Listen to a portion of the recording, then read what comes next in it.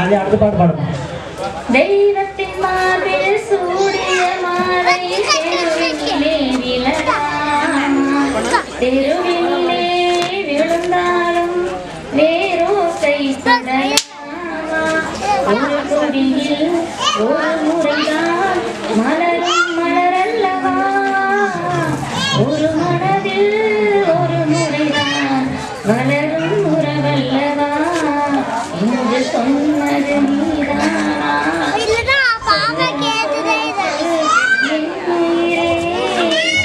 இதை விட ஒரு பெண்ணின் பண்பை பற்றி சொல்ல இனிமையா சொல்ல ஏதாவது முடியுமா? பழைய பாடல்கள் சூப்பரா, பழைய பாடல்கள் ரொம்ப சிறந்தது. இந்த பாட்டெல்லாம் வந்து அவங்களுக்கு எந்த படம் என்ன பாட்டுன்னு கூட தெரியாது, அந்த மாதிரி இருக்காங்க பசங்க. நடுவருக்கு நல்லா புரிஞ்சிருக்கும்னு நினைக்கிறேன். தீர்ப்பு ரொம்ப ஈஸியா இருக்கும் நம்புறேன். அது மட்டும் இல்லைங்க, அது மட்டும் இல்லைங்க, கோல்டுன்னு சொல்ற மாதிரி பழமையும் புதுமை மாறாம இருக்கிற துள்ளலான பாடல்கள் எவ்வளவோ இருக்குங்க. அது கேட்கும் போது பாடாத வாயும் இல்ல, ஆடாத காலும் இல்ல, இந்த பாட்டு ஒழிக்காத எந்த திருவிழாவும் இல்லைங்க. சிட்டு போல பெண் இருந்தா வட்டமிட்டு சுத்தி சுத்தி கிட்ட கிட்ட ஓடி வந்து தொடலாமா, தாலி கட்டு முன்னே கைய மேல படலாமா, கட்டுப்பாட்ட மீறாம சட்ட திட்ட மாறாம காத்திருக்க வேணும் கொஞ்சம் காலம் வரை, பிறகு கல்யாணம் ஆகிவிட்டா ஏது தடை ஏது தடை மாமா மாமா மாமா. அருமையா இருக்குமா? இப்ப எப்படி தெரியுங்களா? டாடி மம்மி வீட்டில் இல்ல, கடவோட யாரும் இல்ல, விளையாட வாடா உள்ள வில்லாடா. இதெல்லாம் ஒரு அர்த்தமுள்ள பாட்டாமா? இல்ல ஒரு அர்த்தமுள்ள பாட்டு பாடகர் வந்திருக்கிறாங்க. சொல்லுமா. ஒரு ஜாதகம் பாக்குறோம், ஒரு பொண்ணுக்கு பொருத்தம் பாக்குறோம்னா ஒரு ஜாதகத்தை கொடுக்குறோம், அது என்ன தேவை என்ன தேவையில்லைன்னு சொல்லுங்க. ஜாதகம் பார்த்தா தெரிஞ்சு பாக்கலையே.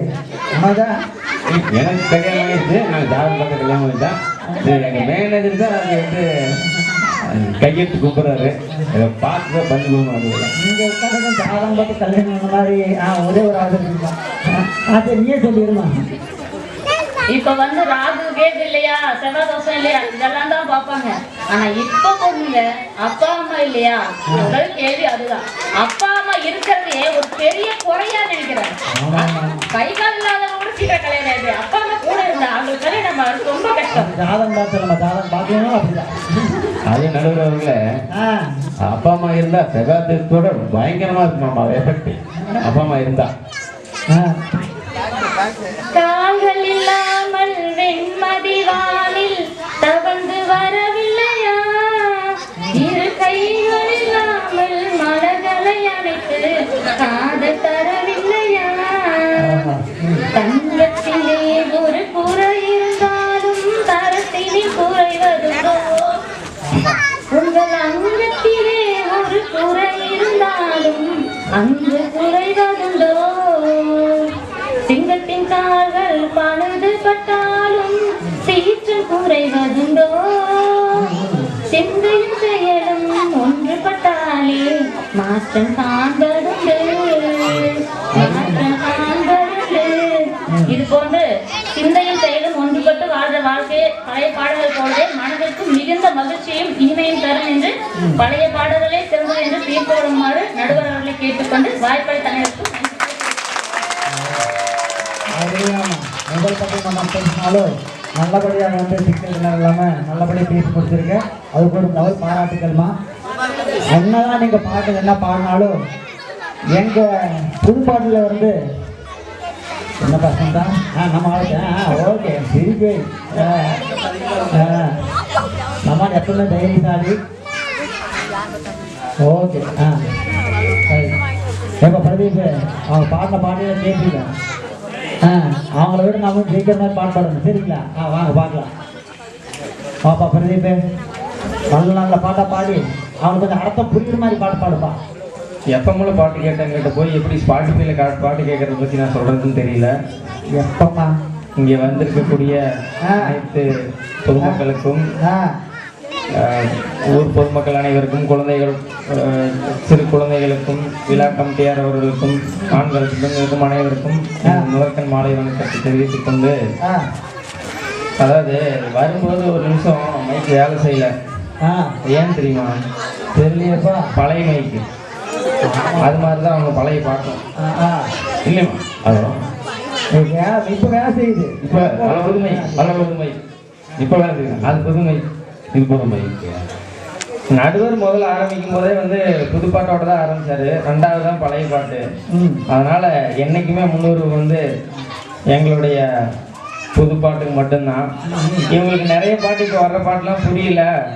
கிருபாரணம் சொன்னாரு, அவர் வந்து நிறைய கூகுள் சர்ச் பண்ணி தான் பார்க்குறாரு லிரிக்ஸ் எல்லாம் அப்படின்னாரு. எங்களுடைய பாடல்கள் வந்துட்டு இவங்க பேசின பழமையை விட அது அதிகமாக பேசியிருக்கோம். அதாவது வந்து எந்த அளவுக்கு பழமைன்னு கேட்டிங்கன்னா, நீங்கள் பழைய செய்யுள்ள எடுத்து பாருங்களேன். நீங்கள் எக்ஸாம்பிளுக்கு ஒரு திருக்குறள் எடுத்துக்கங்களேன். நீங்கள் அகர முதல் எழுத்தெல்லாம் ஆதிபலம் முதற்றே உலகு, அது முதல் குறைஞ்சனால உங்களுக்கு அர்த்தம் தெரியும். மற்றபடி பழைய செய்யுள் இருக்கிற எதுவுமே, பழைய தமிழ் எதுவுமே உங்களுக்கு புரியாது. அதே மாதிரி புதுசாக வந்துருக்கிற லிரிக்ஸ் எல்லாத்தையும் அதுக்குள்ள நிறைய விஷயம் இருக்கு, அது அவங்களுக்கு தெரியறது இல்லை. எக்ஸாம்பிளுக்கு வந்து பார்த்தீங்கன்னா, அண்டங்காக்க கொண்டக்காரின்னு சொல்லி ஒரு பாட்டு இருக்கு. ஆமாப்பா, அந்த பாட்டு எல்லாம் அந்த ரெண்டக்கன்னு. அதே ரெண்டக்கை தான். அதுல என்னன்னு கேட்டீங்கன்னா, சரிப்பா, அண்டங்காக்கா கொண்டக்காரி அப்படிங்கிறது வந்து என்ன சொல்ல வர்றாங்க அப்படின்னா, அண்டம்னா என்ன? உலகம். ஆமாப்பா. கொண்டக்காரிங்கிறது வந்து மதுரை மீனாட்சி அம்மனை குறிக்குது. ஓ மனதே. அப்ப அண்டத்தை காக்கக்கூடிய அந்த கொண்டக்காரி வந்து யாருன்னா நம்ம மதுரை மீனாட்சி அம்மன் தான் அப்படிங்கறதா வந்து அதுல வந்து அர்த்தமா சொல்றாங்க. அப்புறம் வந்து 5008 சொல்லுக்காரி.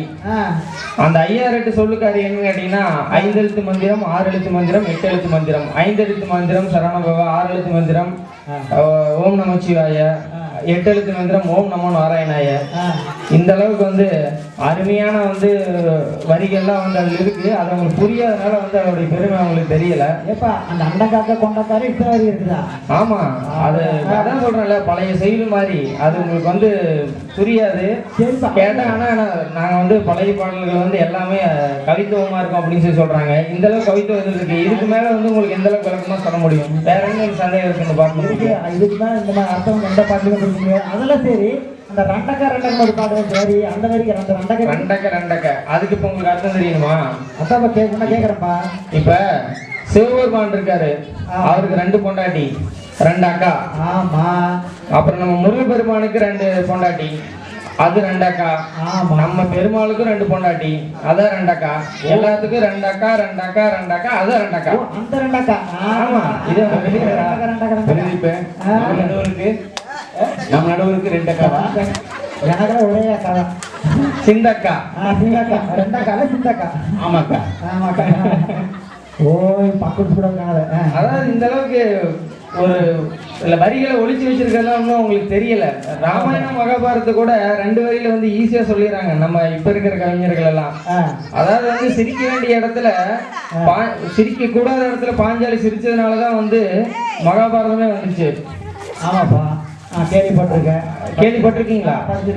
படிச்சிருக்கீங்களா? இதை வந்து எப்படி 2 வரியில உங்களுக்கு கவித்துவமா சொல்ல முடியும்? பழைய பாட்டு ஏதாவது இருக்கா? அதுக்கு இவங்க கிட்ட ஒண்ணும் இல்லப்பா. அவங்க கிட்ட ஒண்ணுமே இல்லை. அதான் நான் சொல்றேன். அதுக்கு வந்து ஒரே ஒரு பாட்டு நான் எடுத்துக்காட்டா சொல்றேன். எதுப்பா? இந்த ஒரு பொண்ணு ஒண்ணு நான் பார்த்தேன், சென்டிமீட்டர் சிரிக்க சொல்லி கேட்டேன், அவ சிரிச்சா சிரிப்புல 100 பேர் செத்து போயிட்டா. அதெல்லாம் ஓகே. இந்த மகாபாரதம் வரலையே. ஆமா, அதான் சொல்லணும்ல. சிரிக்க கூடாத இடத்துல சிரிச்சு பாஞ்சாலி சிரிச்சனாலதான் மகாபாரதமே உருவாச்சு. இதை இந்த 2 வரியில வந்து அழகா எந்த கவிஞரால சொல்ல முடியும்? அந்த காலத்து கவிஞர்களால சொல்ல முடியுமா? முடியாது. கண்டிப்பா அவங்களால முடியாது. அப்புறம் ராமாயணத்துக்கு வந்து இப்ப நான் அனுசேகா பாடின ஒரு பாட்டையே சொல்றேன். அந்த அக்கா சொன்னாங்க, இப்ப வர பாட்டு என்ன